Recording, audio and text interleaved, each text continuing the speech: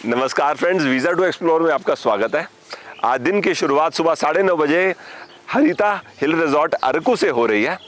यहाँ पर ना एपी टूरिज्म की 2 प्रॉपर्टीज़ हैं। हम हिल रिजॉर्ट में रुके और 1 किलोमीटर के डिस्टेंस पे वैली रिजॉर्ट है। लगेज हमारा देखिए गाड़ी में रखा जा चुका है, चेकआउट भी हो गया है। पहले चल के नाश्ता करेंगे और उसके बाद अरकू घूमेंगे। यहाँ पर जो हमने एकोमोडेशन बुक करवाई थी ना, उसमें ब्रेकफास्ट इंक्लूड है। नाश्ते में हम खा रहे हैं इडली, उत्तपम और उपमा। वैसे मसाला डोसा की ऑप्शन भी है यहाँ पर। पहले सांभर टेस्ट कर लें। ठीक है, नीदर गुड नॉर बैड।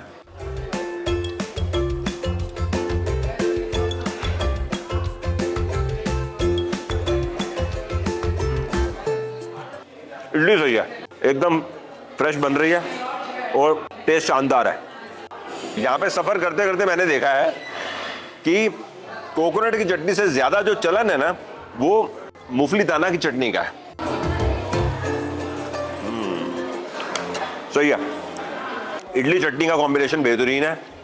सही मायने में सांभर की ज़रूरत नहीं है। और वैसे भी यहाँ पर मैंने देखा है लोग इडली के साथ ना चटनी खाना ज़्यादा पसंद करते हैं बृहस्पति सांभर के।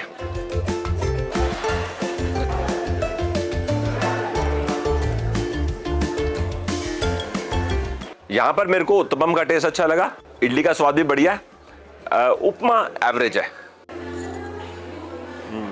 बस 10 मिनट में घूमने चलते हैं।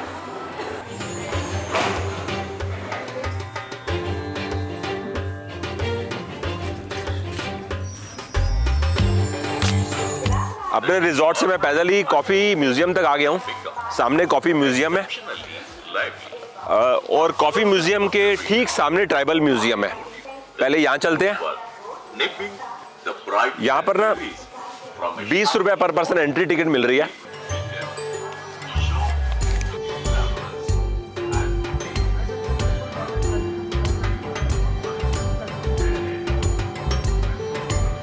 कॉफी म्यूजियम के अंदर आते ही ना एक मेरे को कॉफी डेस्टिनी करके कॉफी शॉप दिख रही है और इसके बगल में यहाँ पर आप कॉफी परचेज कर सकते हो। एक काम करते हैं, पहले म्यूजियम के अंदर चलते हैं, फिर आके हम कॉफी टेस्ट करेंगे।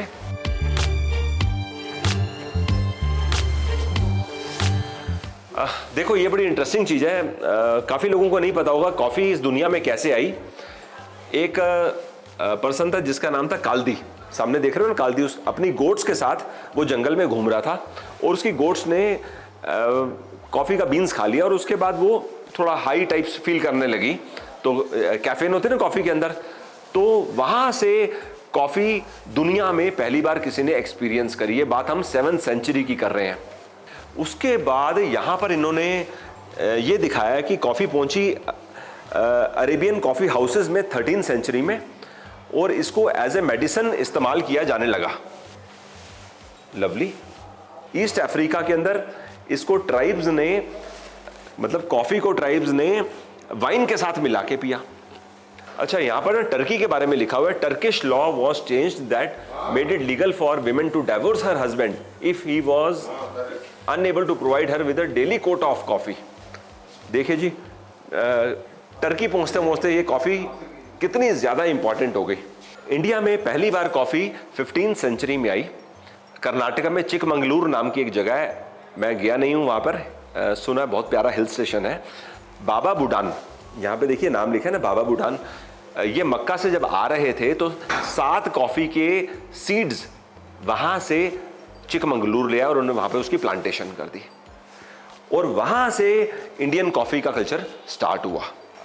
हाँ, अब अरकू वैली में अभी हम सफर कर रहे हैं। अरकू वैली में कॉफी आई 1890s में। यहाँ से ना उड़ीसा आंध्र प्रदेश का बॉर्डरिंग स्टेट है। उड़ीसा में एक जगह जिसका नाम जयपुर है, मैं गया था वहां पर साउथ उड़ीसा ट्रैवल करते समय। तो जयपुर के महाराजा और ब्रिटिशर्स ने मिलकर जो अरकू के ट्राइब्स हैं उनके साथ बात करके, उनसे डिस्कस करके अरकू वैली में पहली बार कॉफी की प्लांटेशन करी। और आज की तारीख में अरकू की कॉफी कितनी फेमस है, समझ लीजिए जितनी कूर्ग की कॉफी फेमस है उतनी अरकू की फेमस है। लेकिन डिफरेंस ये है कि Coorg as a travel destination बहुत ज्यादा पॉपुलर है, तो हर किसी को इसके बारे में मालूम है, लेकिन अरकू के बारे में इंफॉर्मेशन लोगों को कम है। अदरवाइज कॉफी यहां पर अच्छी क्वालिटी की ग्रो होती है। कॉफी कमर्शियल और पेरिनियल क्रॉप है। इसमें कैसे रहता है कि जब आप सीड प्लांट करते हो ना, तो 5 साल के बाद कॉफी पहली बार आती है, तो आपको 4-5 साल इंतजार करना पड़ता है। और इस रीजन में जहां हम ट्रैवल कर रहे हैं, अरेबिका ज्यादा ग्रो होती है। अरेबिका 3500 फीट हाइट पे ग्रो होती है, और इसमें यहां लिखा है कि कैफीन भी कम रहता है। वैसे अरकू के अंदर रोबस्टा भी ग्रो होती है, लेकिन कम क्वांटिटी में। तो एक बार आपका कॉफी लग गई, तो उसके बाद 4-5 साल बाद उसको आप हार्वेस्ट करोगे। ये देखो लिखा है, robusta has more strength and is used in blends to provide body to the cup. Arabica is a species that yields a more complex flavor and the beans being more aromatic. और काफ़ी लोग arabica और robusta को join करके भी coffee पीते हैं। वो जिनको डेली कॉफ़ी पीने की आदत है वो लोग जानते हैं इसके बारे में ज़्यादा। हमने एक वीडियो भी बनाया था, coffee from farm to a cup of coffee. उसका लिंक मैं हमारे इस वीडियो के डिस्क्रिप्शन में दे दूंगा। वहाँ पर आप पूरा प्रोसेस देख सकते हो, कॉफ़ी फार्म से कैसे पहुँचती है आपके कप तक। और वैसे देखिए, साउथ इंडिया में जो कॉफ़ी लोग पीना पसंद करते हैं, जिसके लिए साउथ इंडियन कॉफ़ी फेमस है, वो है फिल्टर कॉफ़ी। हम पी रहे हैं जगह जगह। चलिए अब थोड़ा बाहर की तरफ चलते हैं और कॉफ़ी टेस्ट करते हैं। हम लोग कॉफ़ी शॉप आ गए हैं। आप हमारे को ना एक फ़िल्टर कॉफ़ी दे दीजिए। तो ये अरेबिका, ये देखिए जी, हम यहाँ पर pure arabica filter coffee P रहे हैं। शुगर इसमें ज़रूरत है क्या? चलो मैं पहले पी लेता हूँ।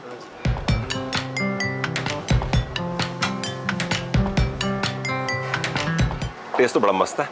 पिछले 3-4 दिन में मैंने जब फिल्टर कॉफ़ी ट्राई करी है, उन सबके मुकाबले ये तो नंबर 1 है, नो डाउट। थोड़ी सी शुगर ऐड कर लेते हैं।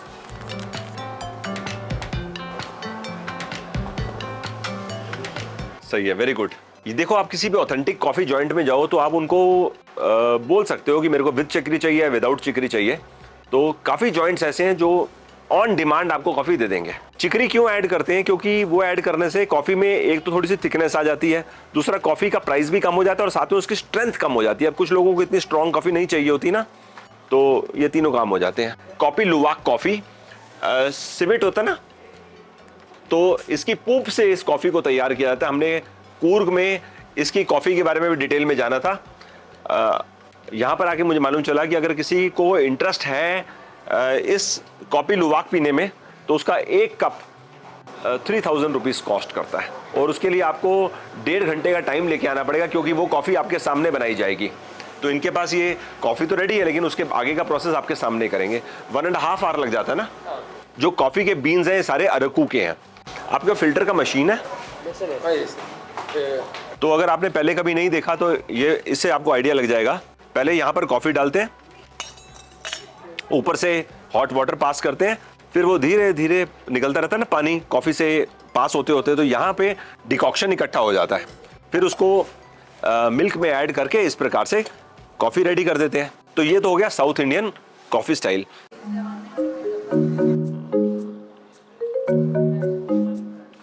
तो सामने ये कॉफ़ी शॉप है, यहाँ से हम कॉफ़ी खरीद भी सकते हैं। तो मैं कॉफ़ी फिनिश करके देख लेता हूँ, अपने लिए एक कॉफ़ी ले लूँगा इधर से।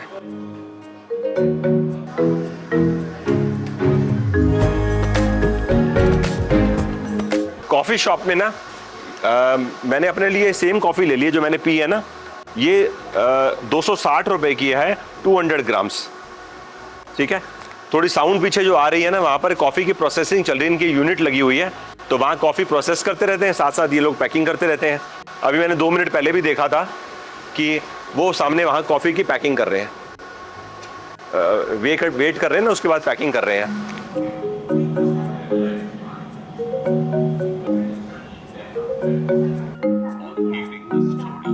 कॉफ़ी म्यूजियम का विजिट हमारा काफ़ी अच्छा रहा।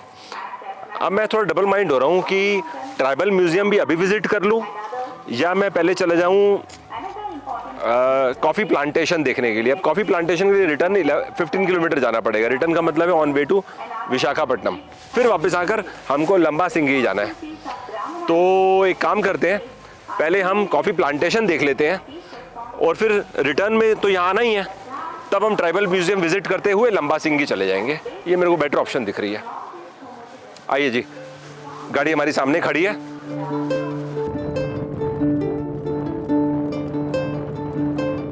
नोटिस करने वाली इस रोड पे बात ये है कि रोड्स चौड़ी हैं। आमतौर पे हिल स्टेशंस में इतनी ज़्यादा चौड़ी रोड्स नहीं मिलती। यहाँ पर एक राइट साइड में ना सनराइज पॉइंट है, सामने लिखा है ना मडागढ़ा व्यू पॉइंट। तो वैसे तो सनराइज पॉइंट्स आमतौर पे 11-12 बजे विजिट करने में मज़ा नहीं आता, लेकिन चलो कोई बात नहीं, इसको विजिट करते हैं और फिर आगे कॉफ़ी प्लांटेशंस को जाएंगे। रास्ता कितना प्यारा ना, नैरो रास्ता है और चारों तरफ हिल्स दिखाई दे रही हैं। Wow, what a moment.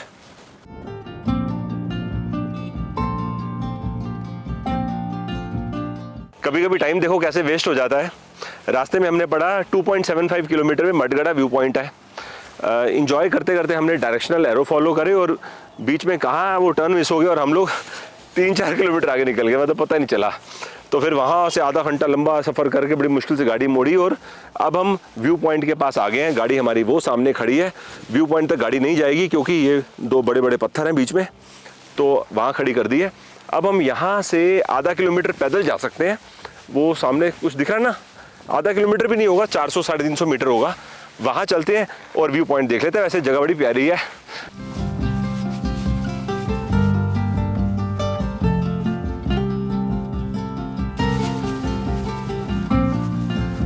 देखो इतने सारे यहाँ पर जो बेंचेस लगे हुए हैं, इसको देख के अंदाज़ा लगता है ये बड़ा फेमस व्यू पॉइंट है, लेकिन गूगल मैप्स के भरोसे यहाँ पे नहीं आ सकते। तो किसी से पूछ के हम यहाँ पहुँचे, उसमें हमारा एक्स्ट्रा टाइम भी लग गया। तो और सोचो अगर आप सनराइज़ के हिसाब से सुबह 5 बजे आ रहे हो तो चांसेस बहुत ज़्यादा हैं कि आप पहुँच नहीं पाओगे या फिर सनराइज़ होने के बाद पहुँचोगे। तो बेटर है आप किसी लोकल पर्सन को यहाँ पर साथ लेके आओ। अब पीछे ये ग्रुप है ना, इनसे मैंने बात किया तो ये कह रहे हैं अगर आप सुबह के समय आओ यहाँ पर ना तो इधर बड़ा अच्छा व्यू भी आता है और सामने क्लाउड्स आपको देखने को मिलेंगे, अच्छा लगेगा।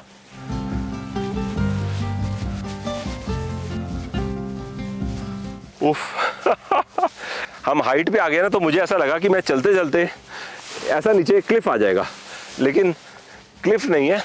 अगर कोई चलते चलते नीचे जाना चाहे तो ढलान है, जाया जा सकता है। हाइट से देखो कितना मस्त लग रहा है। अब सोचो ये अगर सुबह सुबह का टाइम हो तो कितना सही लगे, और ठंड भी होगी सुबह।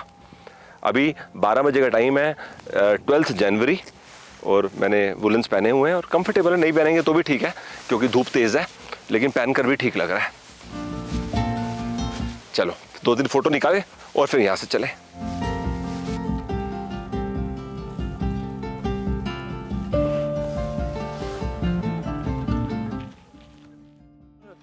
साढ़े 12 बज चुके हैं।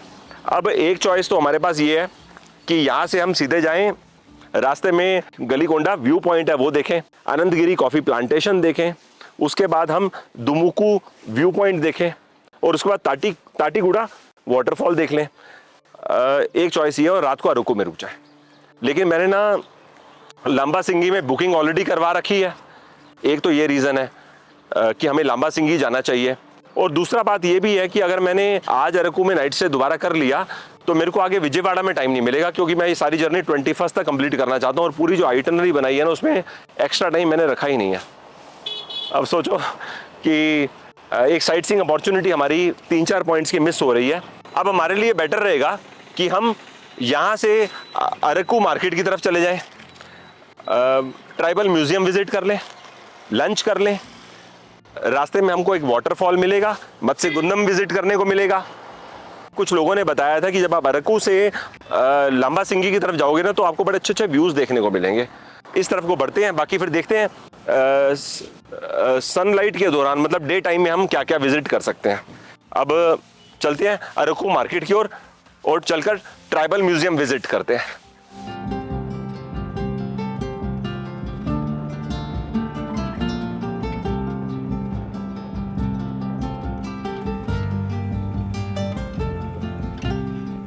ट्राइबल म्यूजियम हम पहुंच चुके हैं।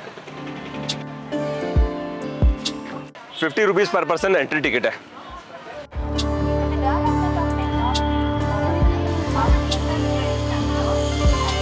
यहाँ पर जो एडवेंचर स्पोर्ट्स है ना, उनकी रेट्स लिखे हुए हैं। सामने स्काई साइकिल होती हुई दिख रही है, 200 रुपये इसका चार्ज है। पैडल बोटिंग के चार्जेस हैं, राफ्ट बोटिंग, कमांडो नेट।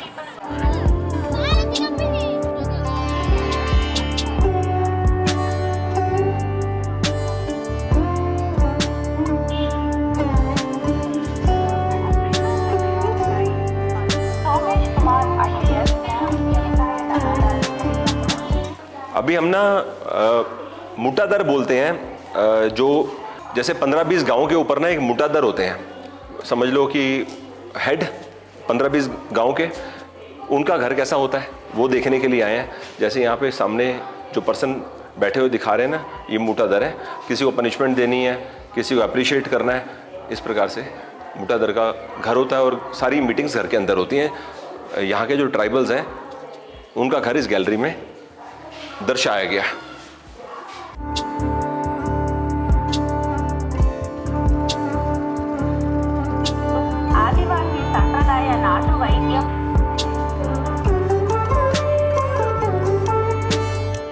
अभी हम एक और गैलरी में आए हैं दिमसा ट्राइब के लोगों की लाइफ देखने के लिए।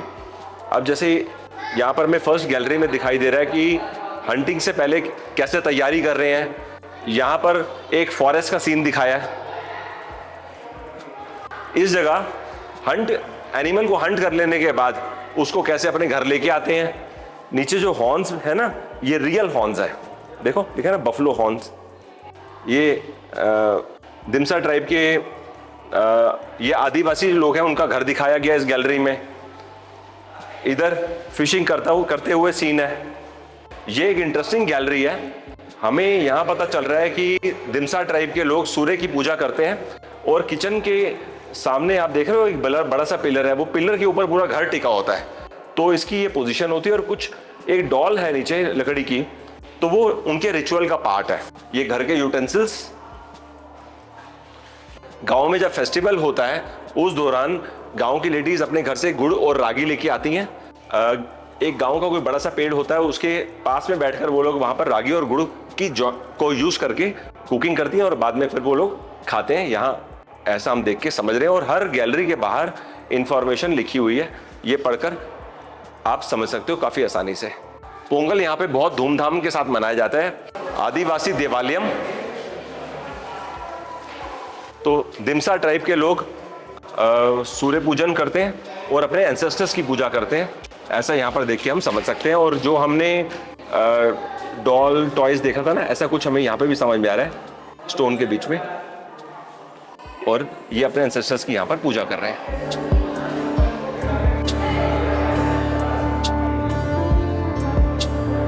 इस गैलरी को देख के ना दिमसा ट्राइब मैरिज सिस्टम के बारे में हम बहुत कुछ समझ सकते हैं। शादी का मंडप, इस तरफ को देखो, जो लेडी है ना जिसकी शादी हो रही है वो अपने पाँव से मटकी फोड़ रही है, तो ऐसा कहते हैं कि उसका स्ट्रेंथ चेक करने के लिए ऐसा करते हैं। और इस तरफ हम देख रहे हैं कि लड़का और लड़की एक दूसरे के मुंह, मतलब अपने मुंह में पानी भर के एक दूसरे पे स्पिट कर रहे हैं पानी। ये इनके कल्चर का एक इम्पॉर्टेंट पार्ट है। शादी होते समय इस कल्चर को फॉलो किया जाता है।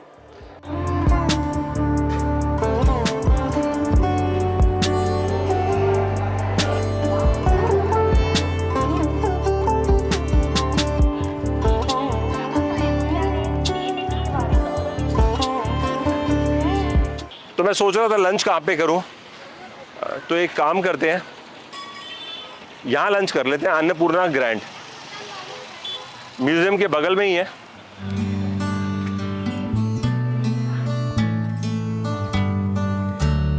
आप देख लो क्या क्या है, दही, दाल, आलू की सब्जी, आलू और बीन्स की सब्जी, रसम, सांबर, पापड़, राइस, इन्होंने बताया हलवा है।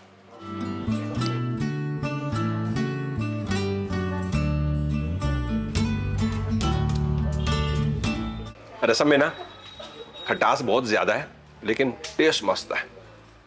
ज्यादा खट्टा होने के बावजूद मेरे को बहुत अच्छा लग रहा है। मुझे लग रहा है ये राइस से मिक्स करने के लिए खट्टा ज़्यादा डालते हैं कि टेस्ट आपका बैलेंस आउट हो जाए। Lovely, water taste. आप टेक्सचर देखो ना रसम का कैसा है, कितना अच्छा लग रहा है।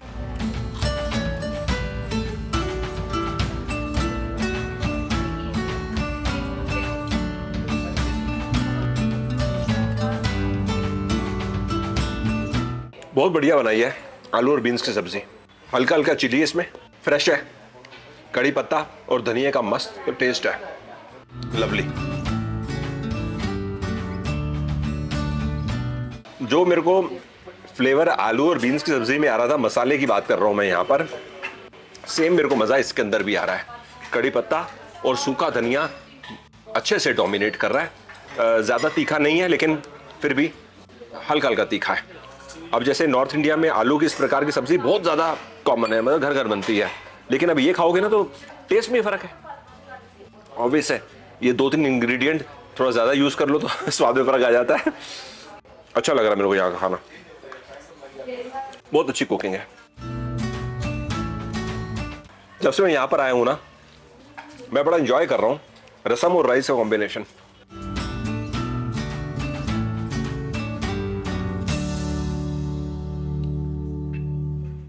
आगे अब एक चीज़ देखो आप, फूड क्वालिटी अच्छी है, फ्रेश है, और ये जो हम यहाँ पर थाली ली है हमने, इसकी प्राइस है 100 रुपीज़, और आप रिफिल करा सकते हो जो आपको पसंद आए और खाओ।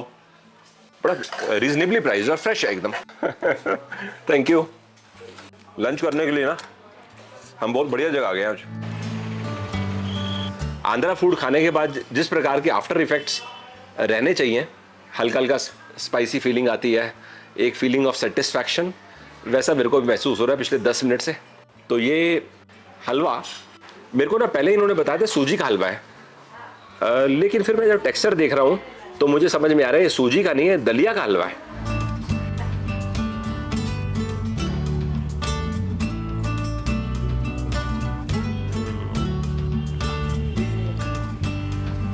लवली, मजा आ गया।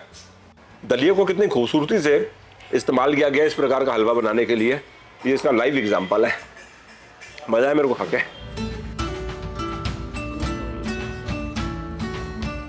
सही है, चलो पेमेंट करते हैं और यहां से चलते हैं।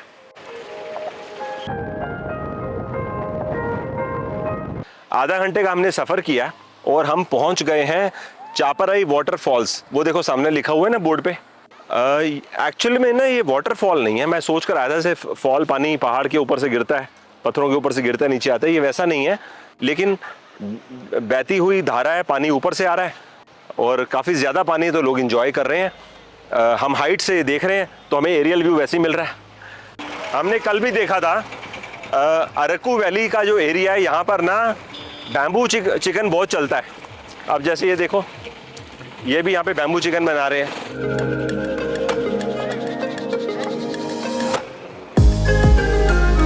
आ जाओ जी, 20 रुपये पर पर्सन एंट्री टिकट है। सही है, मुश्किल से हम 25 से 30 सीढ़ियाँ नीचे आए हैं और पानी के पास पहुंच ही गए।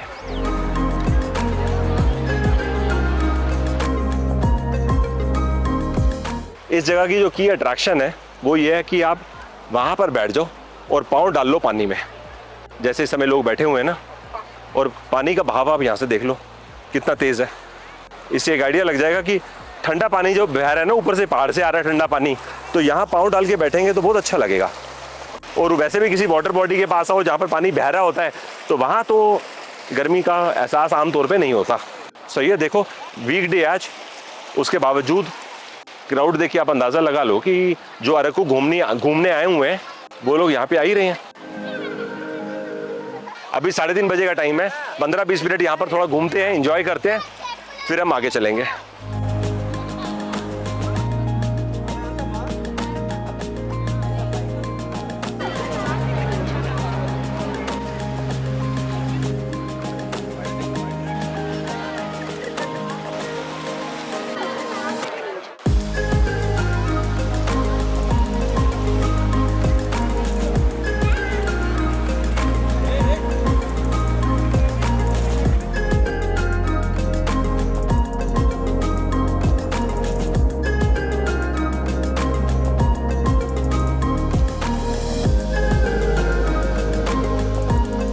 5:05 पे फाइनली हम मत्स्यगंधम के पार्किंग स्पॉट तक पहुंच गए हैं।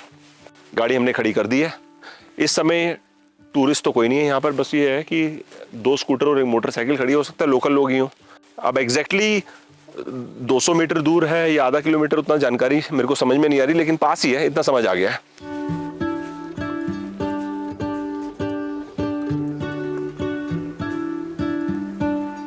उफ, व्हाट अ व्यू, कमाल हो गई।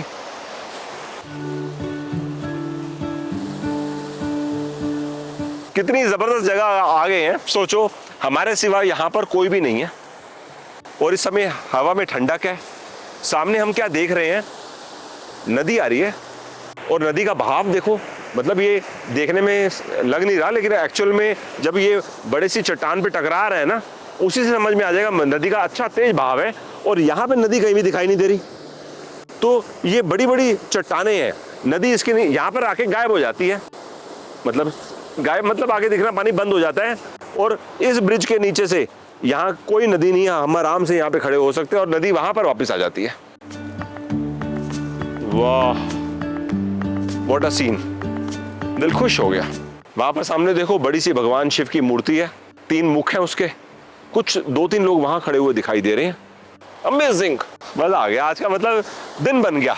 मैं आपको सच बताऊं, ऐसी जगहें देखना, ये तो नहीं बोलूंगा मैं इसमें there is nothing as matter of luck, क्योंकि जगहें तो एग्जिस्ट करती हैं, लेकिन काफी लोग ना अपनी आइटनरी में इनको प्लान नहीं कर पाते। मैक्सिमम लोग जो अरकू आते हैं वो बड़ी छोटी सी विंडो लेके आते हैं, 1 नाइट या 2 नाइट का, उसमें लोकल स्पॉट्स घूमने में टाइम निकल जाता है। अब 1.5 घंटा सफर करके आमतौर पर लोग नहीं आते। अच्छा, एक चीज और नोटिस करो, वहां पर इन्होंने ना एक व्यू पॉइंट भी बनाया हुआ है। अगर कोई जाना चाहे तो वहां पर खड़े होकर फोटोग्राफी कर सकता है, बहुत मस्त व्यू आएगा। होली जगह है ना, तो जूते हमने उतार लिए हैं।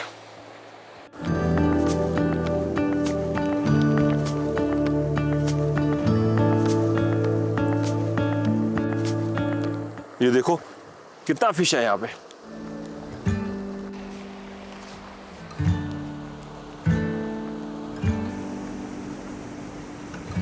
मत्स्यगंधम का एक्सपीरियंस हमारा बहुत रॉकिंग रहा। सामने देखिए टेंपल है, टेंपल के अंदर जाके हम माथा नहीं टेक सकते क्योंकि लॉक लगा हुआ है, तो हमने बाहर से माथा टेक लिया।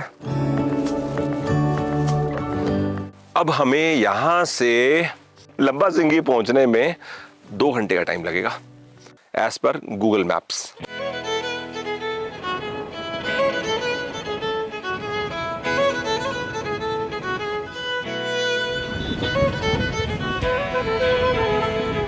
फाइनली हम लंबा सिंगी पहुंच गए हैं।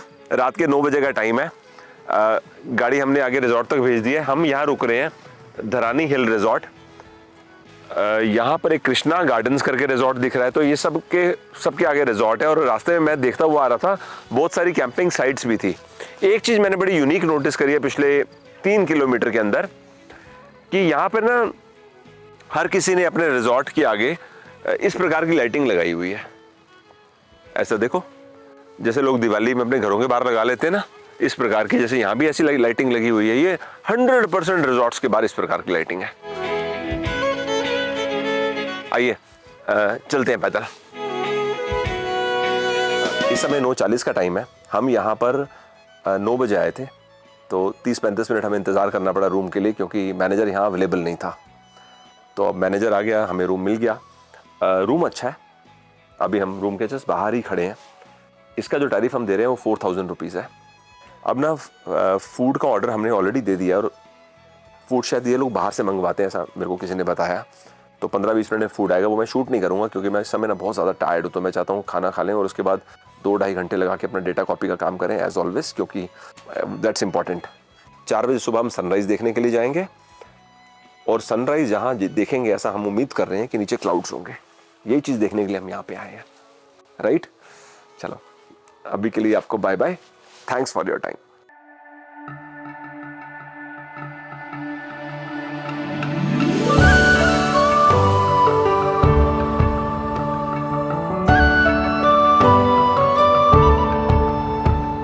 जिस मोमेंट का मुझे इंतजार था ना, वो मोमेंट अब यहां पर हम देख रहे हैं, उफ, अनबिलीवेबल।